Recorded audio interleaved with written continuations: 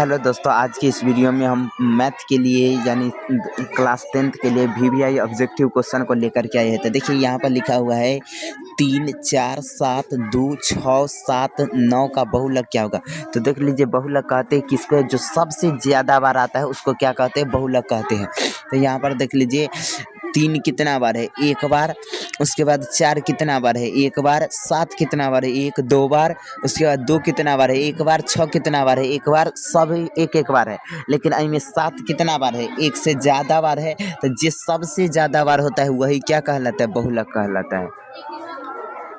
ठीक है, तो यहाँ पर ये क्या हो जाएगा, बहुलक होगा। अब आगे देखिए लिखा हुआ है, क्या लिखा हुआ है, बिंदु x, y की दूरी मूल बिंदु से क्या है। तो जान लीजिए, मूल बिंदु से दूरी निकालने का फार्मूला होता है √अंडर कितना x स्क्वायर प्लस में y का स्क्वायर, ये फार्मूला होता है। ठीक है, अब इसी फार्मूला के सहायता से मान लेते एक क्वेश्चन देते आप लोगों को और कहेंगे कि इतना से इतना तक के मूल बिंदु से दूरी ज्ञात कीजिए। ठीक है, एक सेकंड रुकिए, क्वेश्चन देते हैं। देखिए क्वेश्चन क्या लिखा हुआ है, बिंदु 2, 3 की दूरी मूल बिंदु से है।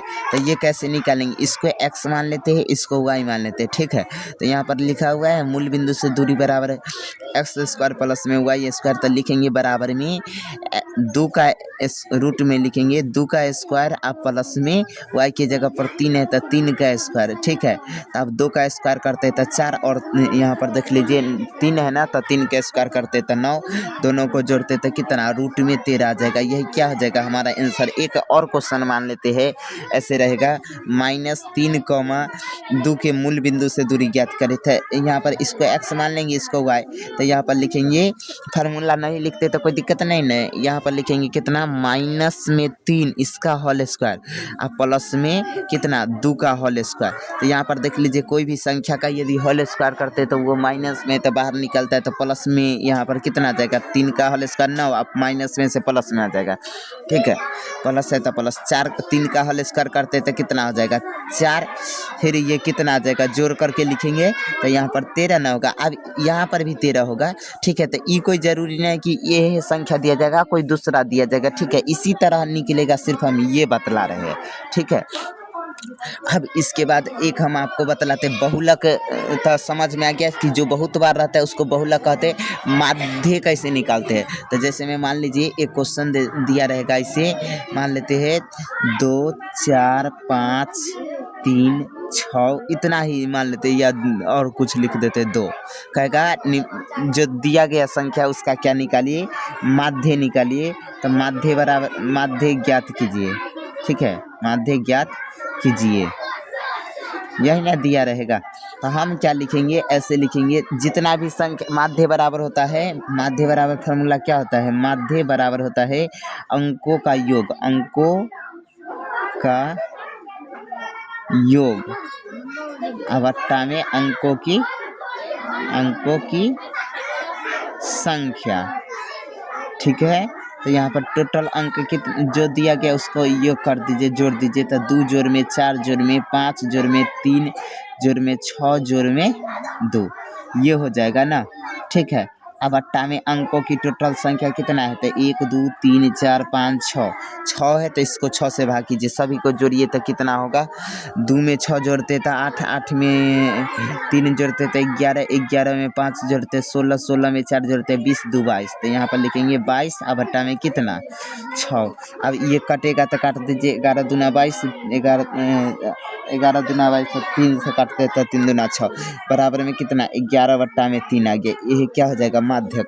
इसी तरह एक क्वेश्चन और देते हैं।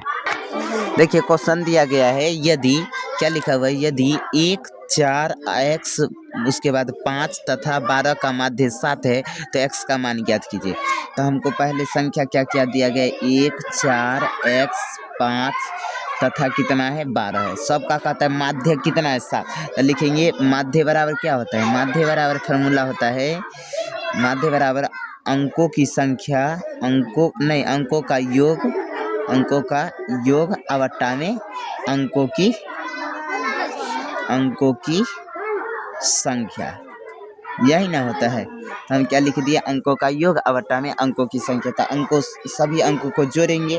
तो यहाँ पर पहले तो देख लीजिए माध्य है ना, तो माध्य का मान कितना है 7। तो यहाँ पर लिख दीजिए 7 बराबर में क्या लिखेंगे, अंकों का योग अंक सभी को जोड़ते हैं। तो 4 1 जोड़ में 4 जोड़ में x जोड़ में 5 उसके बाद जोड़ 12। ठीक है। और टोटल कितना संख्या है, तो 1 2 3 4 5 संख्या न है। यहाँ पर कितना से भाग करेंगे 5 से। यहाँ पर क्रॉस पहला नंबर तो एक स्टेप और बढ़ाइए, इस 7 है तो 7 लिखते हैं बराबर में संख्या वाला सबको जोड़ लीजिए। 4 1 5 5 5 10 10 12 22। तो 22 और प्लस में x बट्टा में कितना 5। यहाँ के बाद क्रॉस गुना कर लेते हैं।